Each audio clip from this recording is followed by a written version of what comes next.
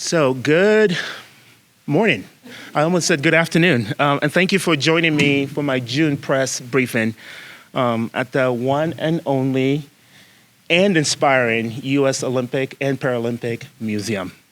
And there's a reason why we're here. We are 32 days from the Paris Games, and on July 27th, here in the downtown area, we'll be cheering on Team USA at the highly anticipated Downtown Summer Fest.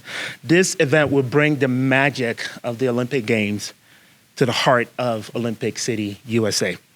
Until then, Team USA continues to build its roster for the Paris Games, and we have several local athletes who have qualified, and I want to mention three of them. First is Leonard Corey, who will run the marathon. He was originally born in Kenya, now a U.S. citizen, and he is a staff sergeant in the U.S. Army and is part of the world-class athlete program based out of Fort Carson. So Leonard will be actually wearing two uniforms. Like we like to say, one uniform is Team USA, and the other is he's going to be representing the Army. Jennifer Valente is another athlete, and she is a track cyclist who actually won the gold and bronze in the 2020 Games and silver at the 2016 Games. She is a graduate of the University of Colorado Springs, and who trains at our very own velodrome in our very own Memorial Park. And the third person I want to highlight is Haley Washington, who made the indoor women's volleyball team. She's a Doherty High School graduate, and she won gold at the 2020 Olympics. And we're keeping a close eye on one more, and her name is Kara Winger. She is a four-time Olympian and a U.S. record holder in javelin. She lives here in Olympic City, USA. And earlier this month, this is actually a really cool story, Kara got the itch to go for the fifth game. And you know what she did? She actually came to the museum and got her lucky javelin from the museum and went to a qualifying event and actually made it to the U.S. Olympic track and field trials. So her first event at the trials is this Friday, and the finals is Sunday. And I believe she recorded a special message that for us that I would like to play.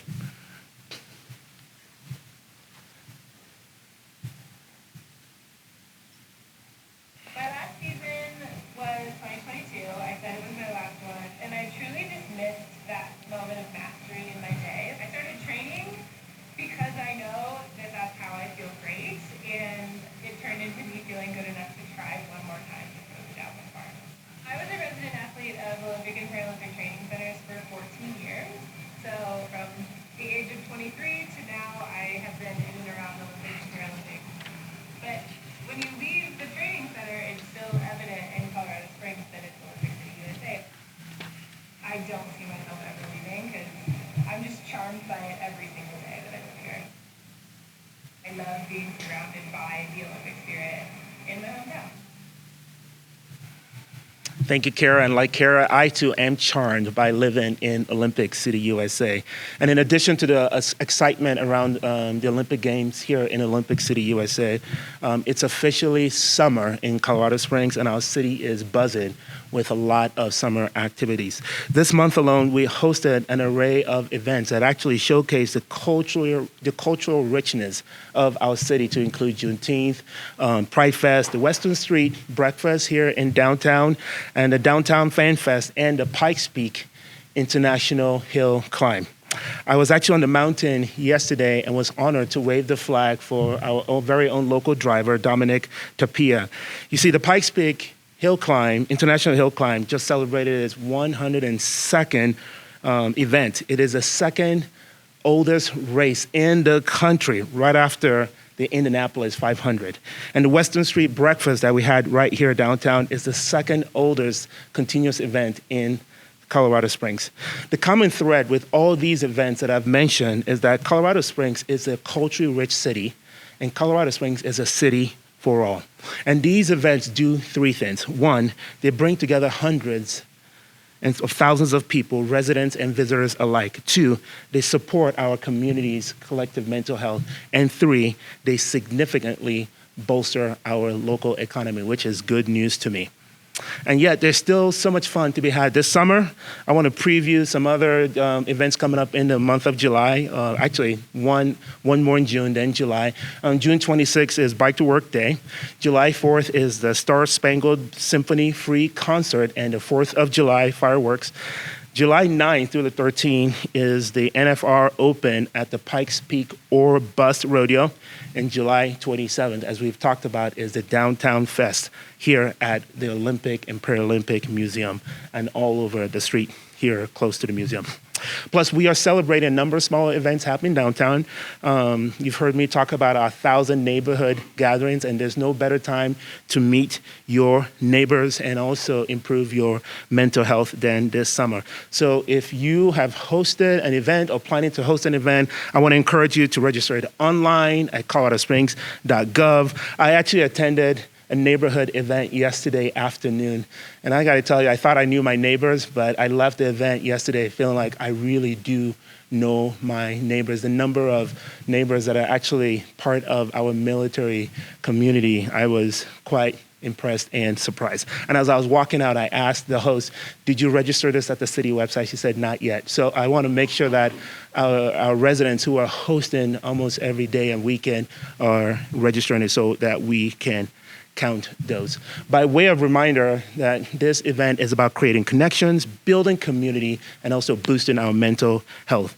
We are moving our residents from isolation back into community, and thanks to our partnership with Phil Long Dealership, we have free swag to give away to anyone who hosts. So make sure you sign up again at coloradosprings.gov. Now, a word on public safety, actually one of my favorite subjects to always talk about. And in this case, I want to talk about what's next for the emergency medical services transport. As you know, on June 11th, City Council voted 5-4 against a proposal that would have established a fire-based enterprise and allowed our nationally recognized fire department to manage our own emergency ambulance transport. This would have improved response time, lowered cost to users, and enhance our innovative public safety programs. Colorado Springs would have also joined the best-in-class cities. These are 36 out of the 40th largest cities in America that have moved from the unreliable private ambulance to provide a more secure and sustainable safety model for their residents. I still stand by my belief that the time is now for our city to adapt to the ever-changing public safety demands and embrace innovative efforts, and most importantly, deliver on my promise and our promise to our residents. The current contract will expire April of 2025, and I am exploring 3 possible paths moving forward. 1 is to negotiate and extend the AMR contract. 2 is to open up a full request for proposal process. We call it also RFP. And then 3 is to continue to work with my fellow council members to explore different alternative solutions, and those conversations are happening already. Public safety is one of my core responsibilities. It's also one of the core responsibilities of our council members as well.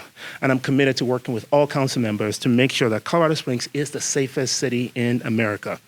We have a lot of work to do, and there are questions about the relationship between the mayor's office and city council, and I can assure you that we are committed to working together, both branches together, serving 500,000 people who call Olympic City, USA home. And in the words of one of America's greats, Abraham Lincoln, one of my all-time heroes and a leader who I share a birthday with, one of my favorite quotes of his is, "With malice towards none and with charity for all, let us strive to finish the work that we are in." One more item before I take your questions, and this one is a big item. You see, we are at the tail end of completing the city's 2024 to 2028 strategic plan. And I'm excited to say that we're officially on track to adopt this plan on Friday. So I hope to see you again.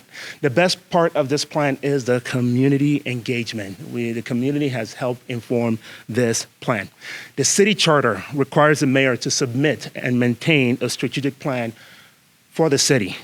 But this work is so much more than just a legal obligation. This plan does 3 things. 1, it guides our mission to serve you and enhance your quality of life. 2, it helps us prepare for future challenges and opportunity. And 3, and this is really important as well, it helps us prioritize our spending and investment and ensure that our limited funds are directed towards the most critical and the most impactful projects and services. And this document will be our guide to creating that city that is safe, economically prosperous, inclusive, and culturally rich, and a vibrant city on a hill that shines brightly. All right. What questions do you have for me? A couple for you. Yes. So, on the Olympic part, can you speak a little bit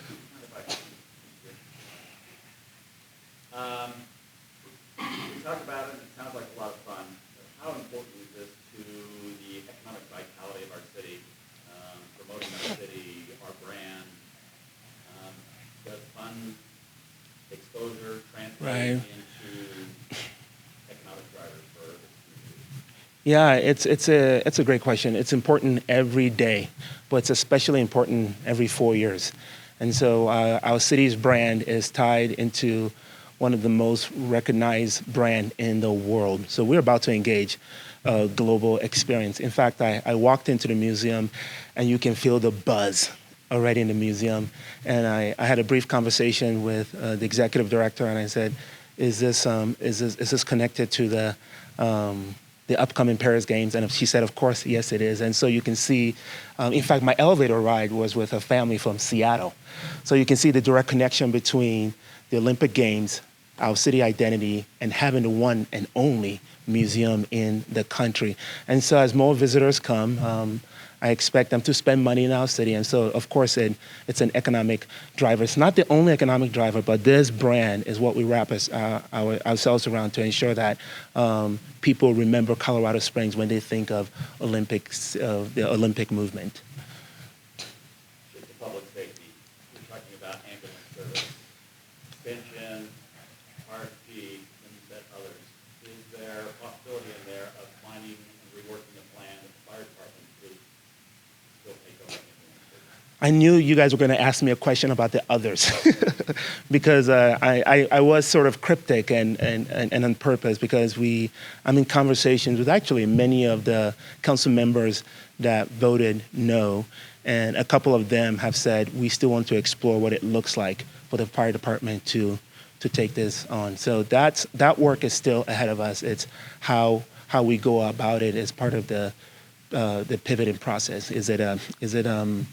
Are we back to an emergency medical service enterprise? Potentially, that's one of the ideas, but we're also exploring other ideas too. But ultimately, in my perfect world, and in actually a couple of the council members that have voted no, they're still trying to look for how the fire department still takes this over. Follow up on that, because I was in on that vote, and it did seem at least one person was looking for a way to delay the vote because Right. they were unsure of what they wanted to do, and their safety net seemed to be to vote no. Exactly. Is that what you're finding in your interaction? Yeah, I have 3 of the 5 who have said we need more time. And so, one of the strategies of extending the contract is part of also giving us more time. And so I want to honor where they're at. And I actually value and appreciate their due diligence to know that the yes vote is a big deal, and they want to make sure that all their questions are answered. And so for the 3 that need more time, that's the page we have flipped, and that's this new season that we're engaging with them. Tell you one more follow-up. I think it feels to people like we're saying AMR, are we saying not necessarily they're bad, but we're looking at better? No, that's a good clarification. I want to be clear that AMR is not the enemy. Their parent company, GMR, is not the enemy. Falk, another private ambulances, is not the enemy. This mayor is a capitalist. This mayor has libertarian leanings, and I'm a capitalist myself, and we do need more thriving private entities. What this is about is taking back a responsibility that belongs to government. That at the end of the day, it's what I've signed my name and my work and my fire department leaders to, and the whole entire department. At the end of the day, we're still responsible. So it's trying to be smart, trying to create efficiencies, understand that every time that 911 call comes, and we have to deploy our firefighters, we're still the first on the scene, and then we do an AMR, any other private ambulances also shows up. So we're paying twice for one service. That's not good stewardship. And so it's not about we're not anti-AMR, we're not anti the team members that AMR employs, incredible public servants like my firefighters. We're about efficiencies, and we're about public safety, and we're about ensuring that we can deliver on the public safety promise to our residents. And this opportunity would have given us an opportunity to deal with another public safety issue that I hear quite a bit, and it has to do with homelessness.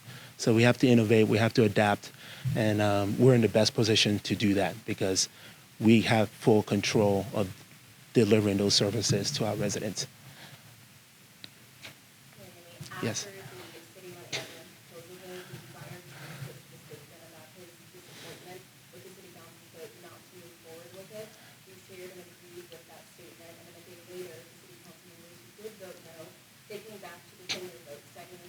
Right.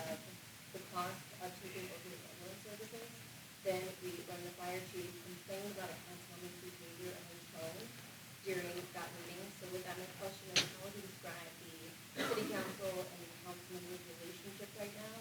And what do you want taxpayers to know about the relationship as it relates to the city getting business done?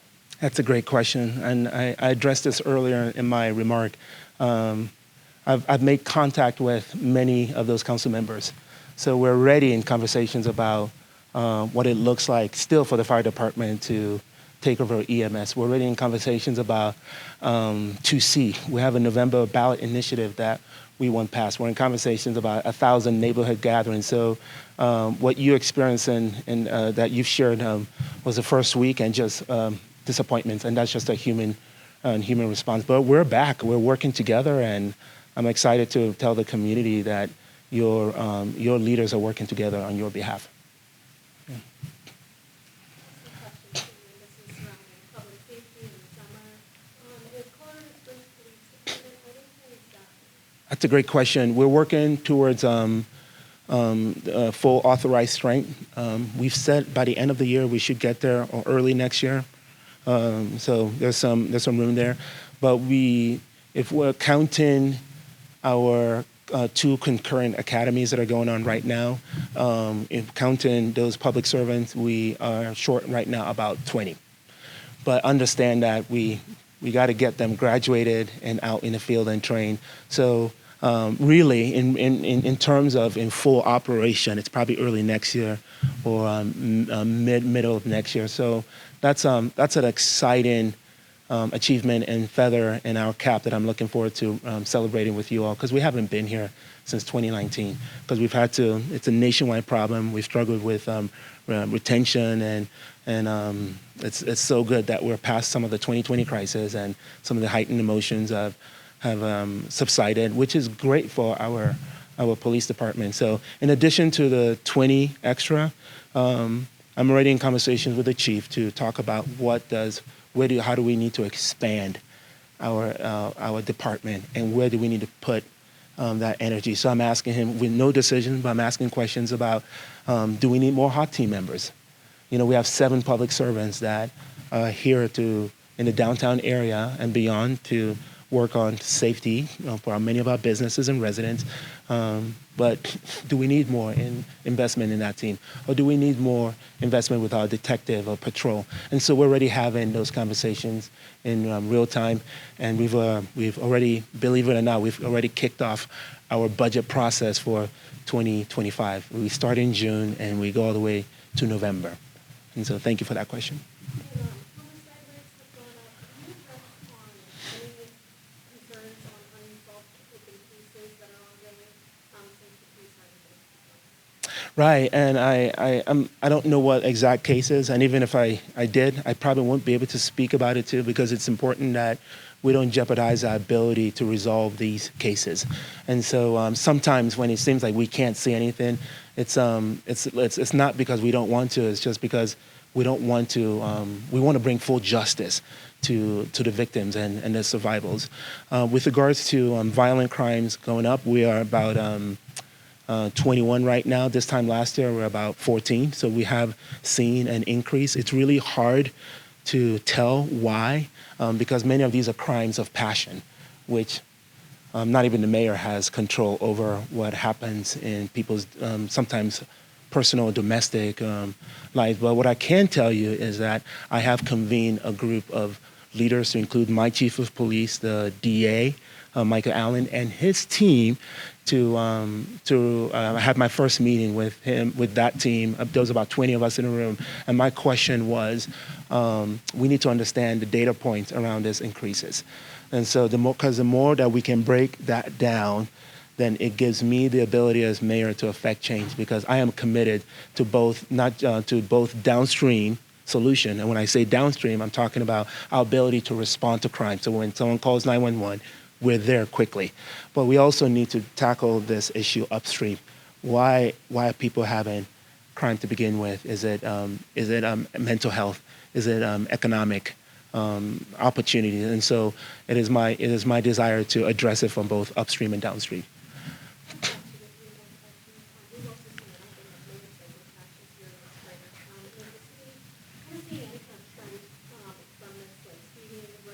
Right. Some of that, and one of the first things I can tell you from that initial meeting we had at the DA's office, because I asked the same question, some of the increase, why are we seeing some of this? And one of the first things they said was, the city's growing. So as the city grows, more people are here, and so we're going to see just kind of some of the natural increase. I have heard from a number of residents about some of the motorcycle rage and craziness. In fact, I'm not just a mayor, I'm a resident myself, and I've experienced it right in front of my house. So that's something we're keeping our eye on, and we're ensuring that we are addressing it both with getting to authorized trains so that we can invest more in patrol. That's important, but also how we use technology as a force multiplier to address some of these issues. And so I'm looking forward to some of these solutions really helping some of the motorcycle incidents that are happening in our city.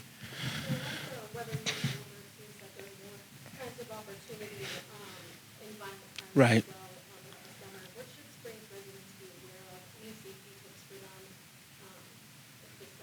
Yeah, the biggest thing, thank you for that question. The biggest thing I want our residents to know is when you see it, report it almost immediately. I mean, in my neighborhood, I'm even hearing some fireworks. People are setting off fireworks. That's dangerous. I mean, it's summer, it's hot, wildfires are at the top of my mind. If you ask me what's keeping you up at night these days, it's that. And I pray to dear God that we don't have any wildland fire. And I'm really, really proud of my fire department and their response and the way they work hard to address any fire at all. But not many of these fires are sometimes done by some silly mistakes sometimes our residents make, whether it's cigarette butts, whether it's fireworks. And so my encouragement to our residents, if you see something, please report it. Sometimes it's 911 if it's a life-threatening issue, but many times, you can call the non-emergency number and report it, and we will address it. And we also have the Go COS app to our residents can use to report not just safety issues, but many of the issues that they want to see the local government step up and address on their behalf.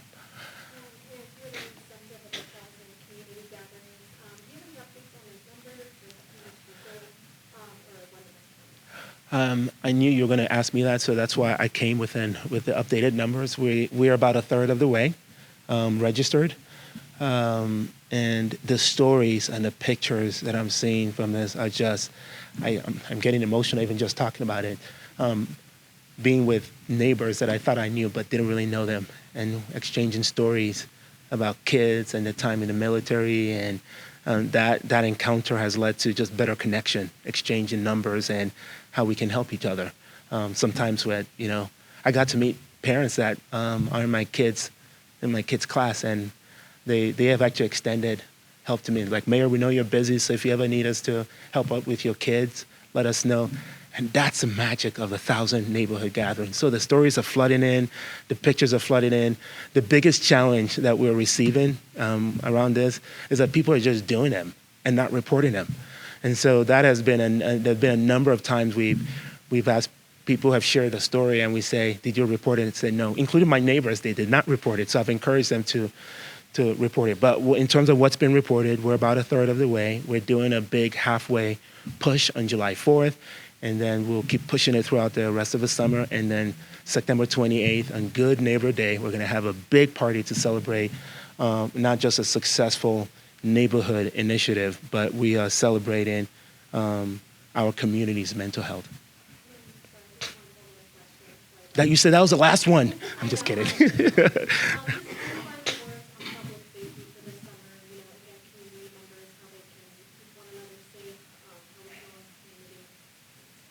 Know that, thank you for that question. Know that for your mayor and your city council members, public safety is at the top of our minds all the time. And in large part because it's no one else has that responsibility but your government.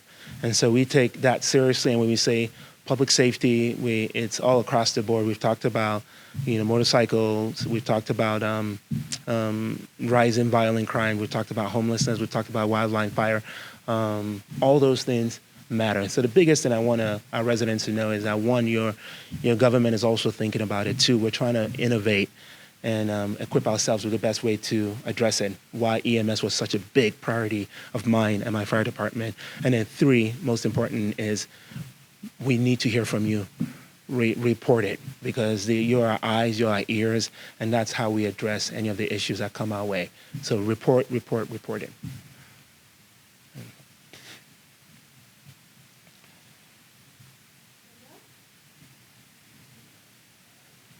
Thank you all. Appreciate you guys being here.